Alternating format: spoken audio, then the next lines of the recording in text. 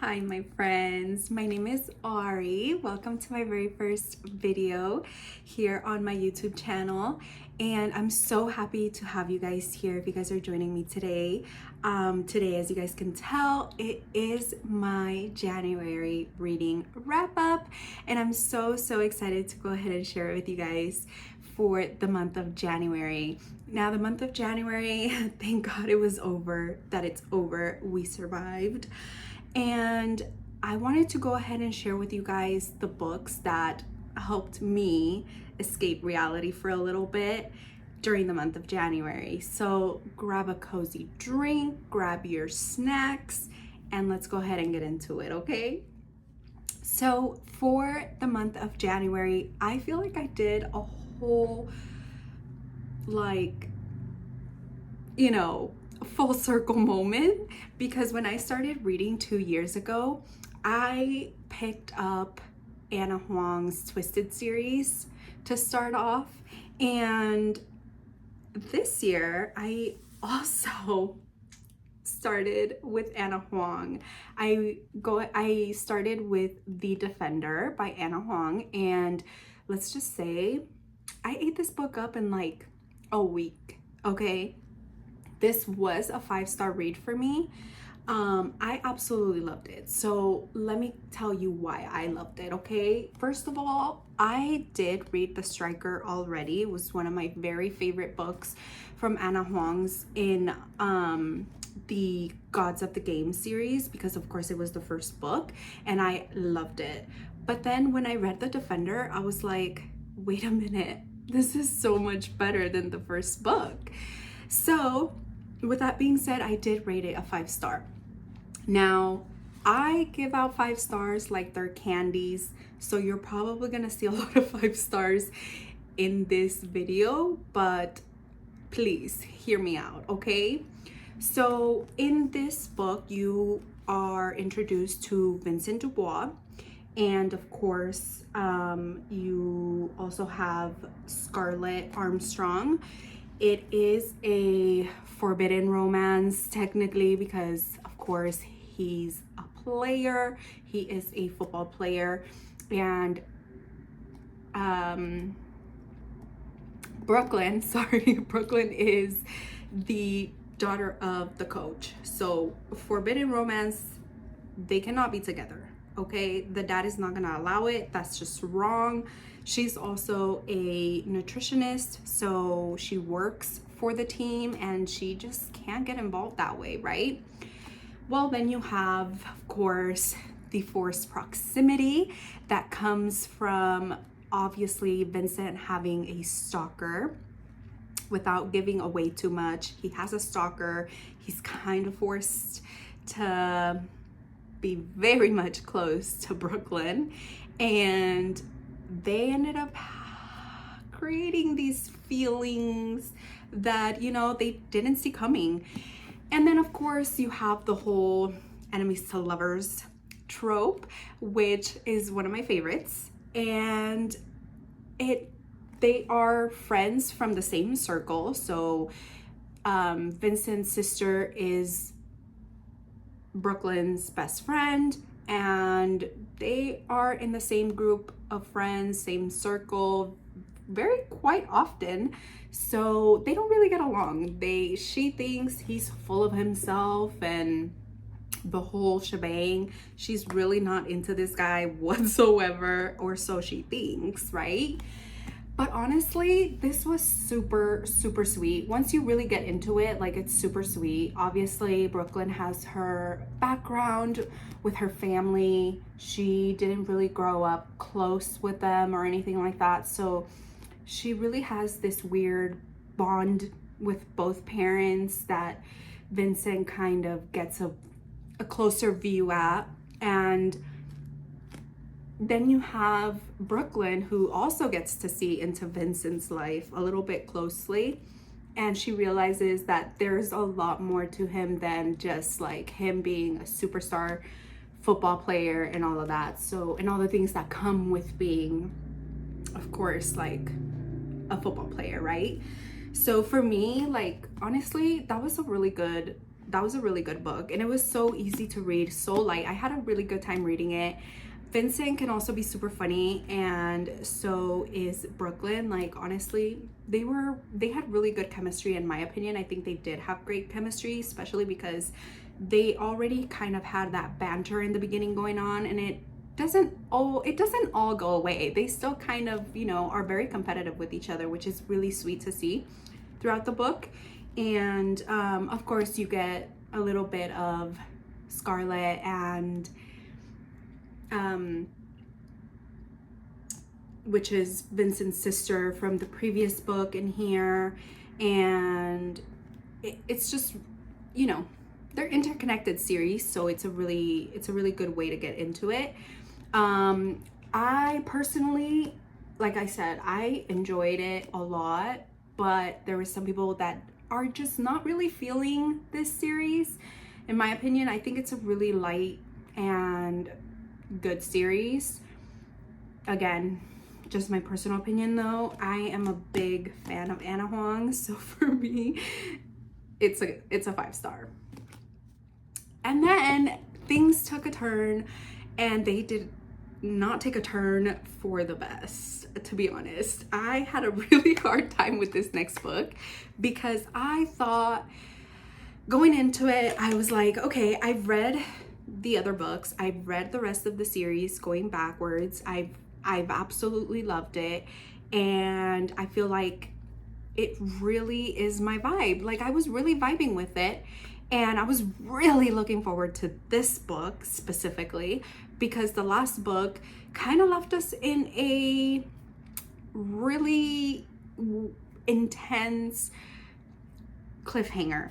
So if you guys know, as soon as I show this book, you guys are gonna know exactly what I mean. Then I read Crowntide, okay, by Aster, and this is in no way any like shade or anything like that. I absolutely love this series. I really genuinely do.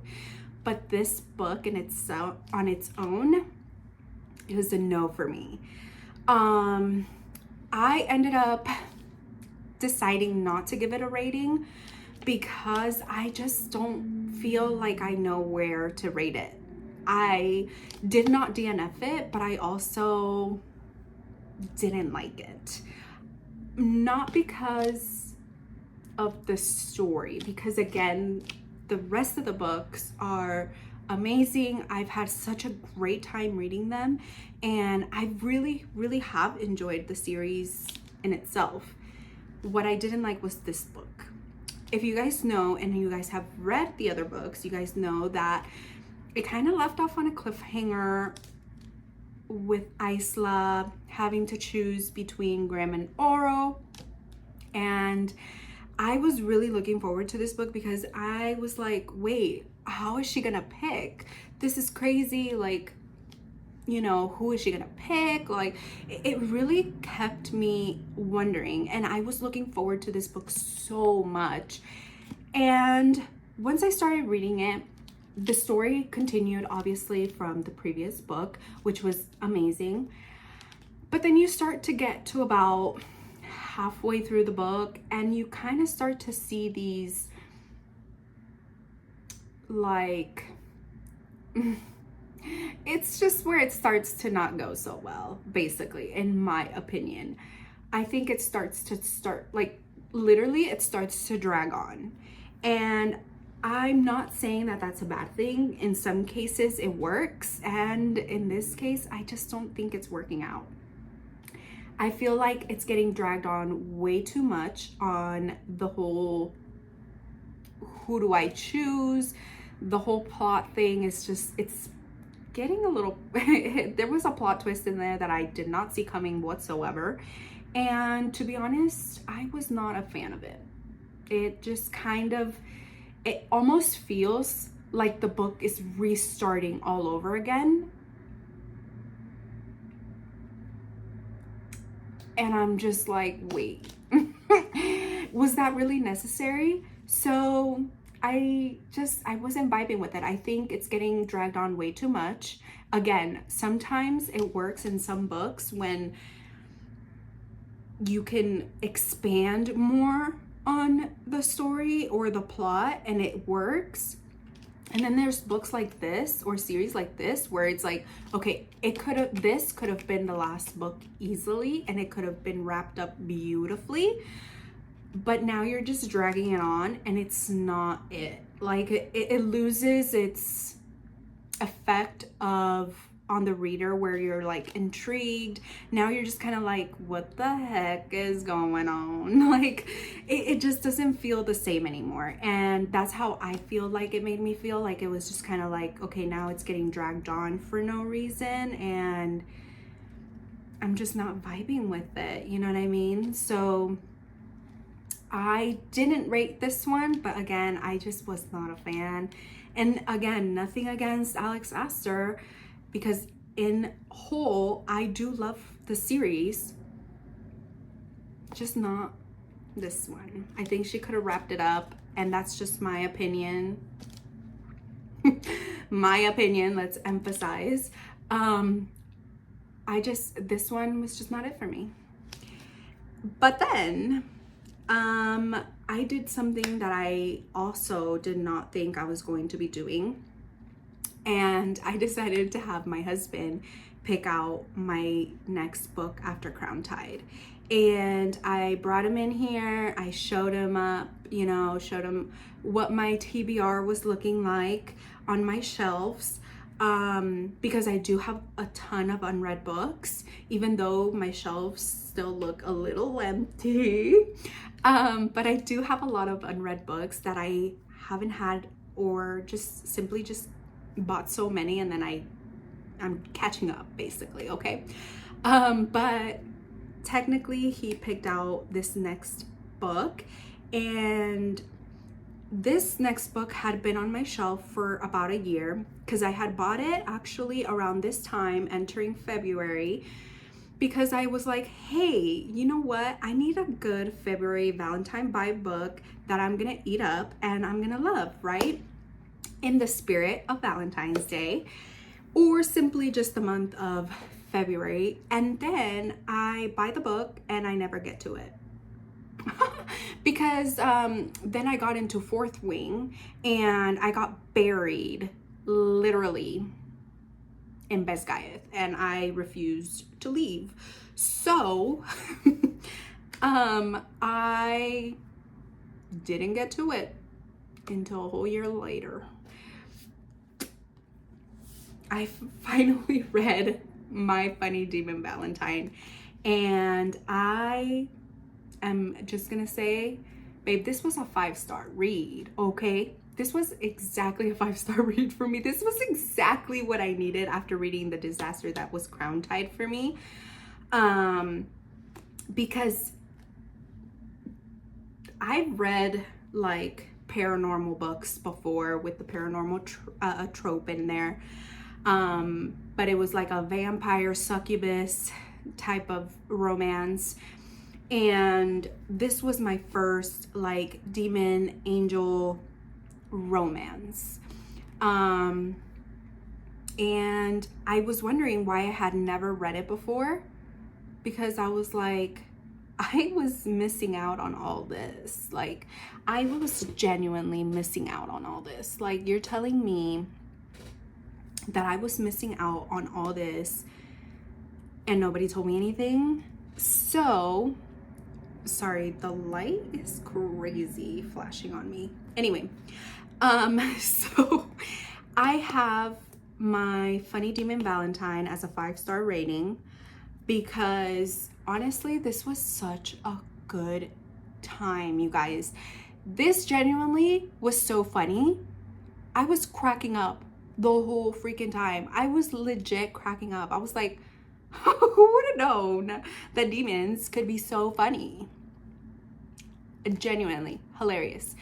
And the story itself, it actually had a story. It had plot. Like, babe, everything you could possibly want, it was right here. But of course, the romance was still front and center. So I still got romance. I still got a little bit of spice. That's another thing. I went into this book thinking like, oh my gosh, not that this is a bad thing, because I love me a good smutty slutty book every now and then. I absolutely love it.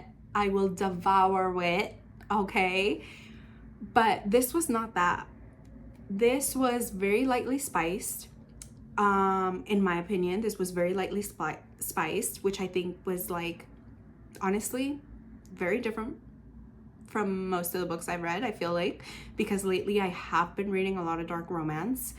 So compared to this, that was very lightly spiced, very nice, and I really enjoyed it. Like I said, I had a really good time, and I did think that it was gonna be like spicy, heavy, but it was not. It was so enjoyable. It's a small book. Like, isn't it beautiful though? Like, the edges are gorgeous. It has like little angels and all that. It's gorgeous, okay? So it was a beautiful book, honestly. But it was also such a good time. Like, honestly, I had such a fun time reading it. Like, I did not expect for me to like it that much, and I think it helped to like it so much because of what I went through with Crowntide, that I was really needing a pick-me-up, and this was perfect. Honestly, this was just a great time all around. Do I recommend it? Yes, absolutely. Not only because the author has my name, but because she writes so freaking good. Is it like poetic and the most beautiful thing you've ever read? Probably not. You know, editing wise, I guess you could say. But the story, the characters, I absolutely loved it. You know, it's a demon. He escapes hell with him and his other brothers. He meets a girl. He's cursed with not being able to be seen by anyone. Meaning, you know, he's basically ugly. He's seen as an ugly person to everybody else, except for her, of course.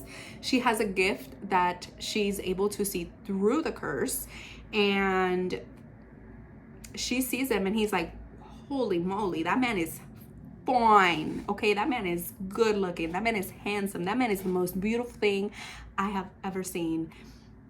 And bet she really starts to fall for him. So does he though, because he's like, wait, like in like thousands of years, this is the first woman to actually see me. Like, he's intrigued, you know, he's going to explore what else she can see.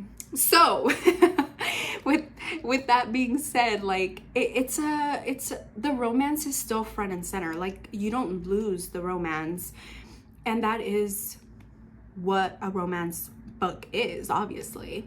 But it still has a story behind it, you know. Obviously, like, him and his brothers are trying to escape hell, and you know, there's the whole story around that. Then you have her who discovers where she comes from and why she's able to see through these curses, because in reality it's because she has, you know, powers of her own, and kind of goes really into depth about like who she really is. So it has story and it has plot, and I think that that's why I enjoyed it so much more, and I had a really good time. I ate this book up in like, again, a week, because I was like, oh yeah, we are getting into this. But it was honestly such a good book. It was such a good read, and I recommend it 1000%.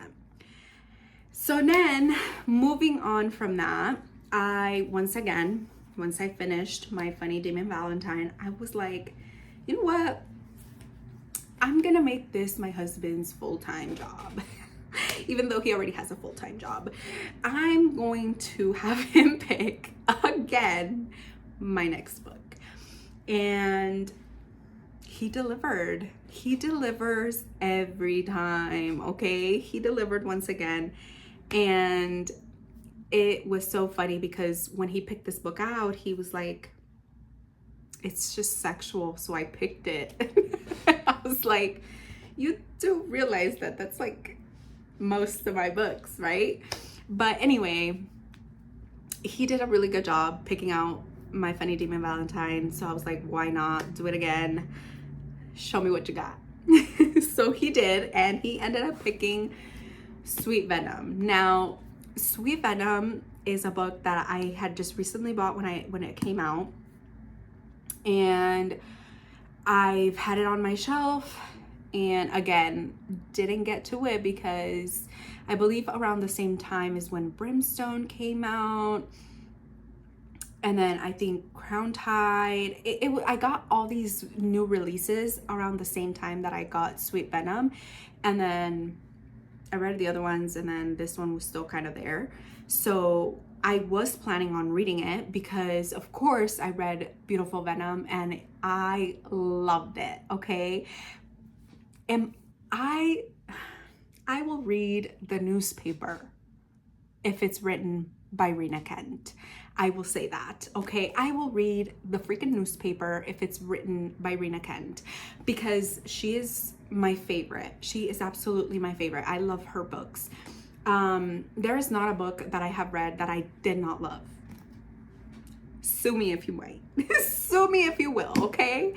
So for me, Beautiful Venom was chef's kiss. It was amazing. It was a great time. I absolutely loved it. I also listened to the audiobook along with it, and again, it was probably one of the best audiobooks. I'm such a sucker for a book and an audiobook, especially an audiobook that is done in duet form, okay? And that is what you get with these audiobooks. Same with Sweet Venom. Listen to the audiobook. It's in duet form. Absolutely loved it. And I don't regret reading it any other way, okay? I devoured this just like all my other books. Honestly, I was reading a new book every week in the month of January, and that is a beautiful thing, honestly. What more do you want to start the week with than with a new book? Amazing. So yeah, Beautiful Venom was it for me this month. It was probably second. I think first is my Funny Demon Valentine, and then it's Sweet Venom. Yeah. I think so. I think that's this would be second, but still amazing. So in this book, you obviously get Jude Callahan and you get Violet Winters, and Violet is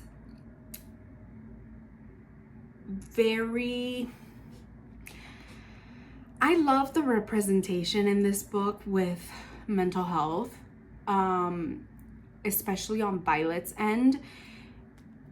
She went through a very rough childhood, and it's very much talked about and it's very much shown in this book, which was something that made me absolutely love it even more.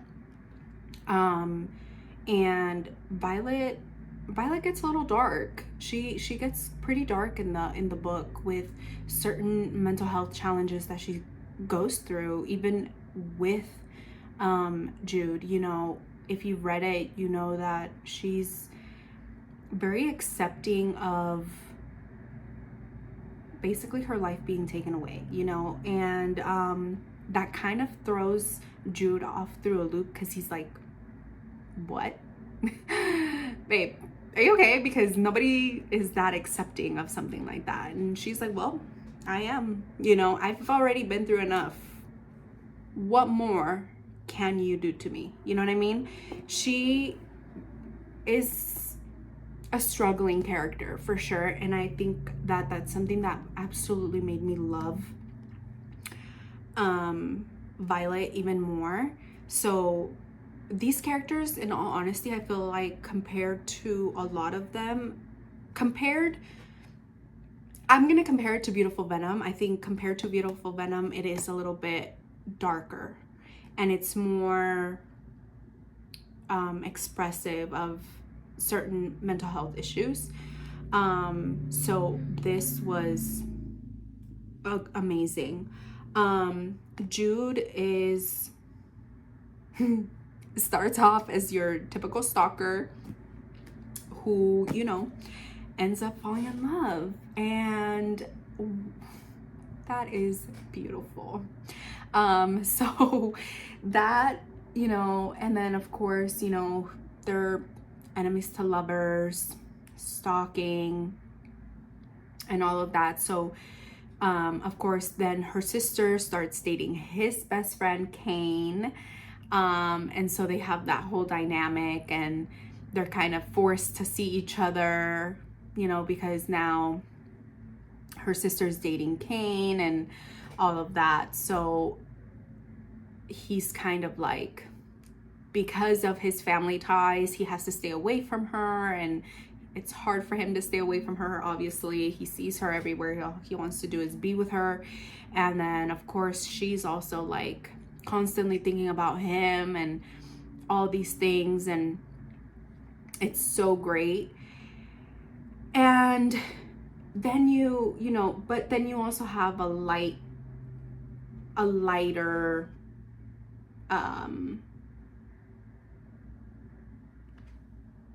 like aspect to it.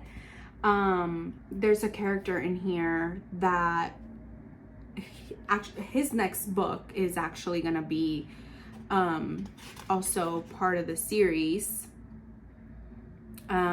which is Tempting Venom, and it's gonna be Preston and Marcus's story, which I am so much looking forward to that book, because Preston in this book, my absolute favorite. Okay, so I mentioned this in one of my TikTok videos where when I was reading this book, because I was like reading it and I was like, wait a minute, why do these characters sound kind of familiar to other characters that I read, of course by Rina Kent, but I was like, why do they sound so familiar? So then I'm thinking back to it and I'm like, wait, this sounds very familiar to characters from Legacy of Gods, because Cain is giving me kind of like Killian vibes, you know, Killian vibes a little bit. And then you have like, or Jeremy kind of, and then you have Jude, who's also giving me like Jeremy, Killian vibe a little bit, leaning more towards a little bit towards the Killian side because of the urges, if you know what I mean. And then Preston is literally Nikolai. Preston is Nikolai. He has that same personality that, like, in his own way, I don't want to say it's exact like replica or anything like that, because each character is their own regardless of the series that they are in, but he definitely gives me that Nikolai Golden Retriever vibe that you get from Nikolai. So Preston is hilarious. Okay, the entire time I was reading this book, I was like, I feel like in moments I was more invested in him than I was in the other characters, because he really, and he didn't show up very often. Obviously, he only showed up like maybe like in a few chapters here and there, and then of course at the end, because his story is coming up next. So he was more brought up in this book than he was in Beautiful Venom. But regardless, I mean, I was like, wow, where was he in the first book? Because He's so hilarious. I absolutely loved him. He's so full of himself in such a good way. Like, he is so like main character energy, and I love that for him. He's also a little unhinged, just like Nikolai. Like, that man has no filter. He does what he pleases. He gets it on when he any chance he gets. Like, he is the character. Like, he is the main character. And I love that. I absolutely love that. So Sweet Venom for me was another 5-star read. That was fantastic. Beautiful. Chef's kiss. So that was my January reading wrap up, you guys. I can't believe I'm actually doing my very first month, you know, wrap up here. I'm super excited to be able to share more with you guys as, you know, the time goes on. I hope you guys enjoyed this video as much as I enjoyed it. But let me know what else you guys want to see. Please go ahead and let me know what you guys liked from this video. If you guys have read any of the books that I showed you guys today, or if you guys have them on your never-ending TBR. I would love to hear back from you guys, of course. And don't forget to like, share, and subscribe. Please go ahead and support your girl here. I'd be super incredibly thankful for every one of you. And thank you for watching. I'll see you guys in the next one.